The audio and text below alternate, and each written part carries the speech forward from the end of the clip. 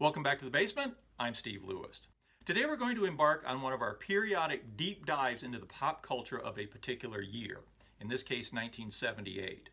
As we did with 1971, we'll take each of the first 3 quarters of the year in one episode, then we'll talk about the Beach Boy album that was released in that year, in this case the M.I.U. album, and then we'll wind up with a look at the 4th quarter of the year. And I really think that the 4th quarter of 1978 is going to require 2 episodes because so much was going on there. There was also a lot going on in the 1st quarter, but I'm hoping to get it all in this one single episode. This episode will kind of continue on from episode 57, the Beach Boys 1977 Part 3. So this is kind of a continuation on from there. So as our story opens, Jimmy Carter is just about to start his 2nd year as president. J.R.R. Tolkien's posthumously released Silmarillion is topping the New York Times bestseller list, and Studio 54 is on the rise.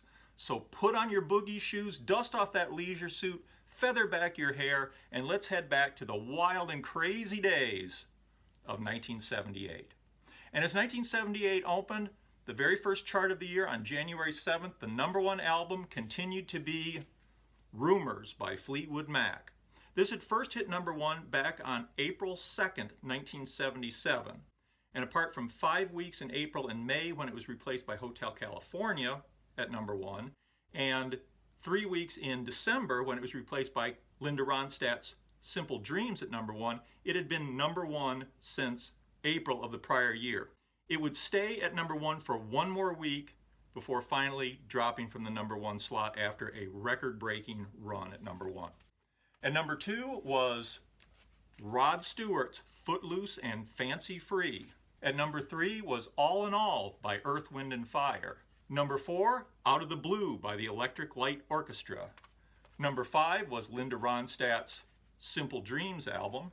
At #6 was Debbie Boone's You Light Up My Life. I noticed how a lot of albums from this period had the artist name or the title or both in small letters across the top. I'm sure this was a stylistic trend, and it also made it easy to read in tightly packed record bins. At #7 was Alive 2 by the hottest band in the land, Kiss. At #8 was Sean Cassidy's Born Late album. #9 was Queen's News of the World, and rounding out the top 10 was I'm Glad You're Here With Me Tonight by Neil Diamond. This chart was notable for being the last top 10 for a very long time that did not include Saturday Night Fever, which was already bounding up the charts. It would enter at #10 the next week, and the week after would unseat Rumors from #1. It would remain at #1 for 24 weeks and would stay in the top 10 until September 16th. Ultimately, Rumors was the highest charting album of the 70s with 31 weeks at #1. Saturday Night Fever was #2 for the entire 70s with its 24 weeks at #1. Saturday Night Fever was already ruling the singles charts with How Deep Is Your Love by the Bee Gees at #1. At #2 was Baby Come Back by Player. At #3 was Linda Ronstadt's Blue Bayou, followed by Back in Love Again by LTD, Here You Come Again by Dolly Parton. Debbie Boone's You Light Up My Life was still hanging in there at #6. Paul Simon's Slip Sliding Away was at #7. At #8 was Sentimental Lady by Bob Welsh.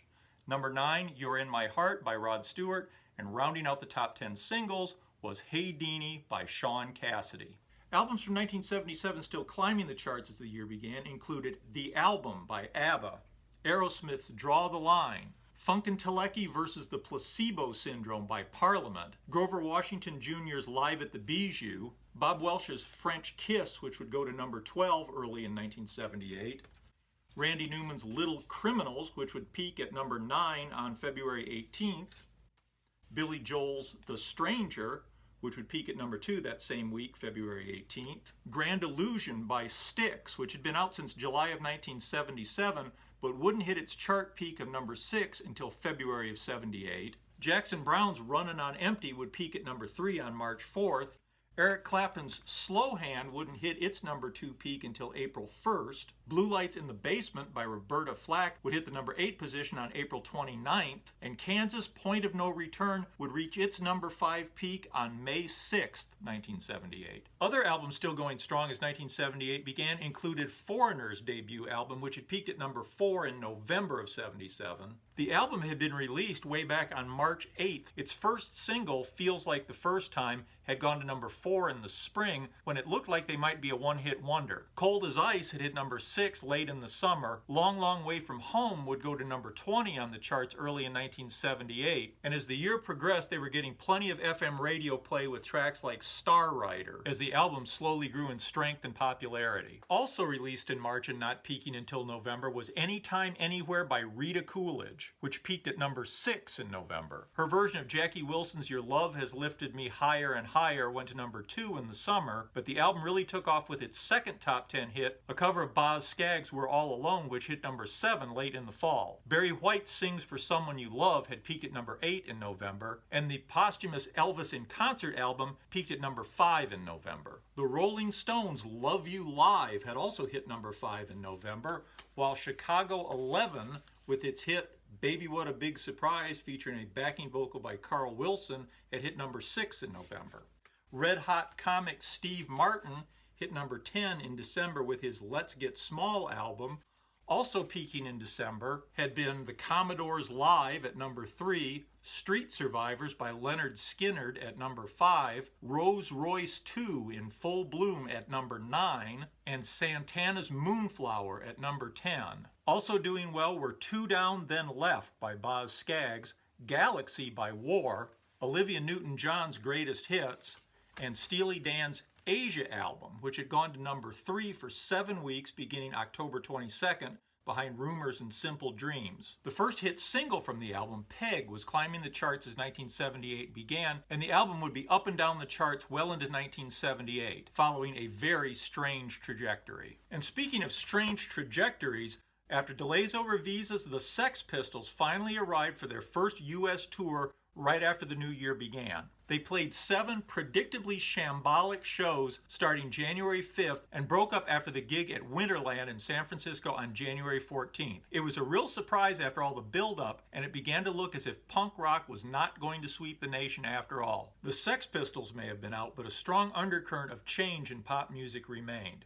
In these episodes, as we did with 1971, we'll focus mainly on albums that hit 15 or higher on the charts, but we will have to digress, I think, a little bit to talk about some of these undercurrents and things that were happening in music in general.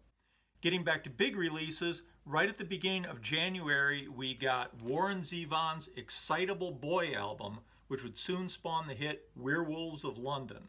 Also released in January was Ted Nugent's double live Gonzo, Street Player by Chaka Khan and Rufus, Waylon and Willie by Waylon Jennings and Willie Nelson, and City to City by Jerry Rafferty. Jefferson Starship's Earth album was released in February, as was Even Now by Barry Manilow. Also released around this time was Fantasy Love Affair by Peter Brown. At the beginning of March, we got Then There Were Three by Genesis. And also in March, Champagne Jam by Atlanta Rhythm Section, and Son of a Sailor by Jimmy Buffett. And on the very last day of the quarter, March 31st, Central Heating by Heatwave, whose single Groove Line would be a major hit in the summer of '78. And Wings' London Town album was also released on that last day of the first quarter of 1978. In movies, as 1978 opened, Close Encounters of the Third Kind was #1 at the box office, followed closely by Saturday Night Fever starring John Travolta, the artist formerly known as Sweat Hog Vinnie Barbarino on Welcome Back, Kotter. Also still doing good business was The Goodbye Girl starring Richard Dreyfuss and Marsha Mason, George Burns and John Denver in Oh God, Looking for Mr. Goodbar starring Diane Keaton, and The Turning Point starring Anne Bancroft and Shirley MacLaine. Star Wars was also still playing in a lot of markets as the year began. Early 1978 big releases included a film version of Harold Robbins' The Betsy, which was widely panned and is supposed to be terrible, but did good box office at a time when there was little competition. Released in February was Coming Home with Jon Voight, and in March, An Unmarried Woman with Jill Clayburgh, and Straight Time starring Dustin Hoffman. On television, the big night of the week was Tuesdays on ABC with all 3 of the top-rated shows. #1 rated Laverne and Shirley starring Penny Marshall and Cindy Williams was on at 8:30. The #2 rated Happy Days, long popular in its 5th season, kicked off the evening's viewing ahead of Laverne and Shirley at 8 o'clock, and Three's Company in its 2nd season followed Laverne and Shirley at 9 o'clock. In 4th place was 60 Minutes, the CBS News weekly magazine on Sunday evenings. In 5th place was Charlie's Angels, now in its 2nd season and now starring Kate Jackson, Jacqueline Smith, and Cheryl Ladd. Breakout star and pop culture phenomenon Farrah Fawcett Majors had left the show after the 1st season. Cheryl Ladd had joined the cast as Chris Monroe, younger sister to Farrah Fawcett's Jill Monroe. They were on ABC Wednesday nights. 6th place belonged to the long-running CBS sitcom All in the Family, now on Sunday nights. On March 19, 1978, in the Stivix Go West episode, Mike, Gloria, and their baby Joey moved to Santa Barbara, where Mike had taken a job as an associate professor at UCSB. Rob Reiner and Sally Struthers had both wanted to move on to other projects. In 7th place was Little House on the Prairie, starring Michael Landon, in its 4th season, Monday nights on NBC. 8th place belonged to Alice, starring Linda Lavin and featuring Polly Holiday as Flo, who got far too much mileage out of her catchphrase, "Kiss my grits." They were in their 2nd season, Sunday nights on CBS, following All in the Family. CBS's MASH was in 9th place in its 6th season, already having lasted nearly twice as long as its Korean War setting. And rounding out the top 10 on television was One Day at a Time, another CBS sitcom now in its 3rd season, starring Bonnie Franklin, Mackenzie Phillips, Valerie Bertinelli, and Pat Harrington as Schneider. NBC's Saturday Night Live was still the hippest thing on television, riding high on recurring characters like the Coneheads, Roseanne Rosanna, the Olympia Cafe, also known as Cheeseburger, Cheeseburger, Cheeseburger, the Mr. Bill Show, the Nerds, and Nick the Lounge Singer. On January 28, 1978, Bill Murray as Nick Winters, appearing at the powder room of the Meatloaf Mountain Ski Resort, memorably provided us with lyrics to the theme from Star Wars. Skiing and snow were good themes for that night, and people in the upper Midwest were almost certainly at home to watch it.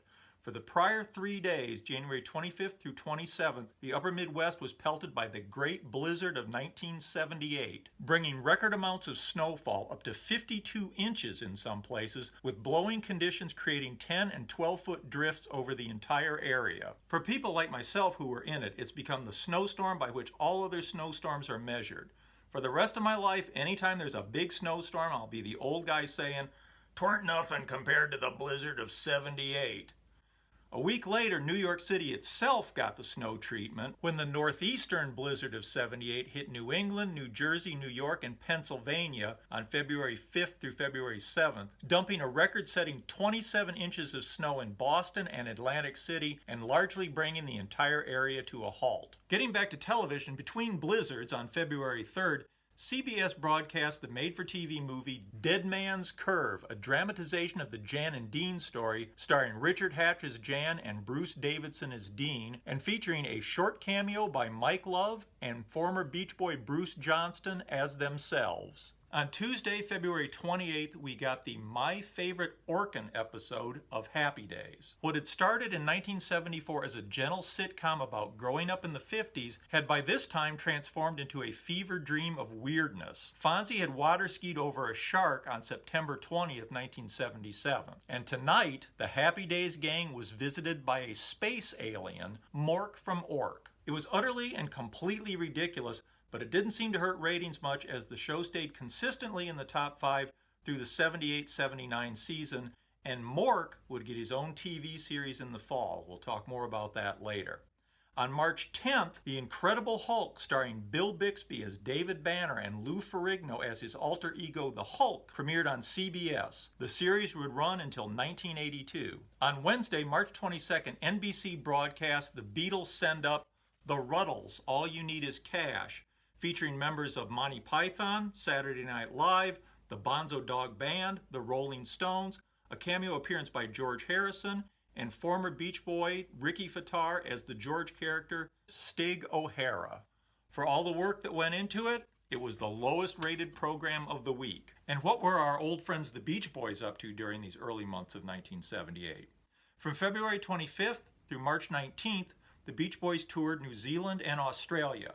The contract called for all 5 original members of the group to be on tour, and apparently neither Brian nor Dennis were really in any shape to do it. Tensions between factions within the group seemed to be at an all-time high. There were verbal and physical fights, over-the-top unreasonable behavior, both on and off stage, and shambolic performances, notably from Carl. Notable because Carl was usually so reliable. It seems to have been a particularly ugly chapter in a history with its fair share of ugly chapters. Though I've heard from some people who saw the tour and said that some of the performances, at least, were professional and enjoyable. At the end of the tour, Steve Love was fired as manager again, and Tom Hewlett replaced him. As bad as the tour seems to have been for everyone involved, the band were back out on the road for a U.S. tour beginning on April 14th.